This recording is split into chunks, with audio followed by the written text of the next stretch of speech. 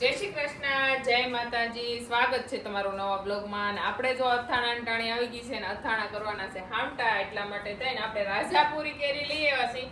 કારણ કે રાજાપુરી છે ને વધારે જાળી પડે ને એની કરતા ઓછી જાળી છે, અને અત્યારે થોડુંક નાનું ફળ હોય ત્યાં આપણે લઈ આવ્યા છીએ, તોય આપણે 24 કટકા કરાવ્યા છે, એટલે ઓછું જાળી છે અને મસ્ત સફેદ એકદમ છે.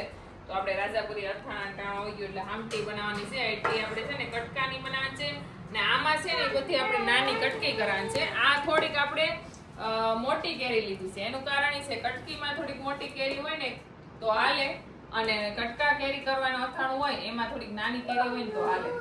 તો આ ઘટલે મેથી ભરવાનું કામકાજ બાએ શરૂ કરી દીધું છે. તો આપણે તમામ આથણામાં મેથી ઘટલે ભવડેલી અને આપણું દેશી મીઠું જે આવે સ્પેશિયલ અથાણામાં વાપરવાનું, એ જ મીઠામાં આપણે આથણાનો ગોળો નાખવાનો છે.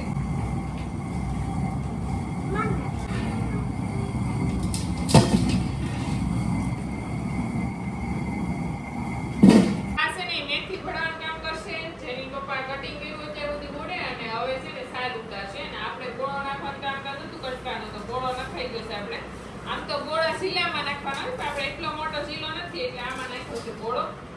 અને બે પ્રકારનું અથાણું બનશે.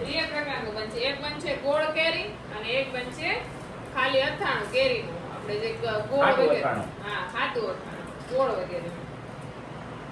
તો કાલે આપણે ગોળ કેરીની કટકી કરી હતી અને કટકી આપણે હૂકવી દીધી છે ને આજે આપણે ગોળ કેરીનો હવેશ બનાવવાનો છે. તો એની માટે આપણે લીધા છે આ મેથીના કુરિયા.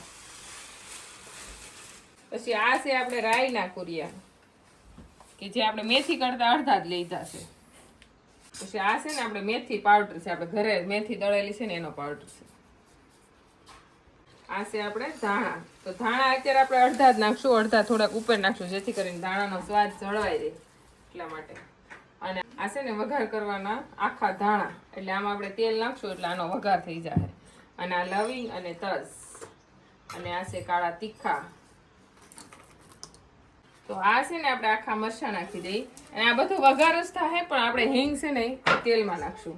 એટલે હિંગ એક વસ્તુ બાકી રહી છે, બાકી બધા મસાલા આપણામાં લઈ લીધા છે કે જે આપણે ગોળ કેરીનો અથાણું બનશે. અંદર વઘાર કરવા માટે આપણે આખી કાળી હિંગ લીધી છે, આનો આપણે પાવડર કરી અને વઘાર કરશું. તો આને આપણે ખાંડી નાખવાની છે.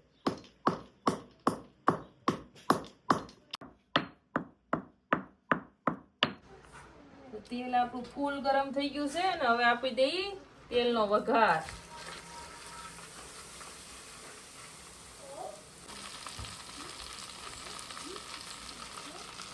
તો આપણું તેલ ફૂલ ગરમ થઈ ગયું અને આપણે વઘાર આપી દીધો છે અથાણાની અંદર મસ્ત મજાનો. હવે આપણે થોડુંક આમ વઘાર લાગી ગયો છે એટલે પછી હળદર નાખી દઈ, અને ઠરી જાય ને પછી આપણે લાલ મરચું નાખવાનું છે અંદર. તો આપણું તેલ થોડુંક ઠરી ગયું છે ને થોડુંક જ ગરમ છે, ત્યાં આપણે થોડીક 2 ચમચી જેટલી હળદર નાખી દઈએ.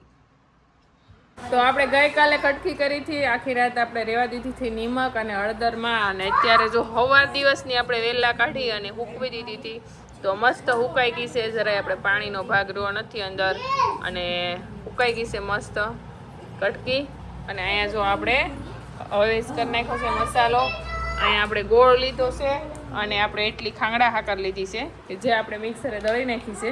તો લાલ મરચું અને કશ્મીરી મરચું નાખી દીધું છે હવેશમાં, અને હવે આપણે બધું મિક્સ કરી દેવું, કારણ કે ગોળ અંદર ગળશે એટલે થોડીક વાર લાગશે. એટલે આવતીકાલની સાંજે બધું અથાણું સરખું એક રસ થાય. અત્યારે તો ખાલી મિક્સ કરી દઈએ આપણે, થોડી મિક્સ કરતા જાઉં.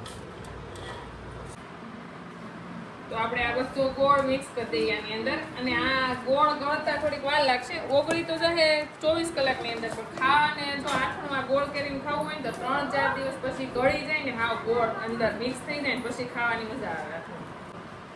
ખાંગડા હાકર દળેલી નાખવાનું કારણ તો એ છે કે આપણું આથણામાં ઘણીવાર તો આપણે આની અંદર દળેલી ખાંડ, ગોળ, લાલ મરચું, કશ્મીરી મરચું અને તમામ આપણે કુરિયાનો હવેશ બધું થાય મિક્સ કરી દીધું છે. અને હવે આ પડ્યું રહે આવી રીતના, આપણે 2-3 દિવસ સતત આવી રીતના જો ચમચેથી હલાવતા રહેવું એટલે એકદમ મિક્સ થઈ જાય અને રસાદાર આપણું અથાણું તૈયાર થઈ જાય. તો થઈ ગયું છે ગોળ કેરીનું અથાણું. તો આપણે જો ગોળ કેરીનું અથાણું બની ગયું છે અને પેક બાટલા થઈ ગયા છે, ને હવે આપણે કેરીનું અથાણું છે તો એનો પણ મસ્ત હવેશ થઈ ગયો છે આપણે. અને હવે આપણે કેરીના બટકાઈ જો મસ્ત હુકાઈ ગયા છે, જરાય પાણીવાળો ભાગ નથી. આમ દબાવીએ ને એટલે આમ જરાય પાણીવાળું ન લાગતું. લાય મસ્ત મુકાઈ ગયા છે. આનું અથાણું તૈયાર થઈ જાય ને એટલું બધું આથણું બનાવવાનું કારણ માટે તમે વિડીયોમાં જોડાયેલા રહેજો.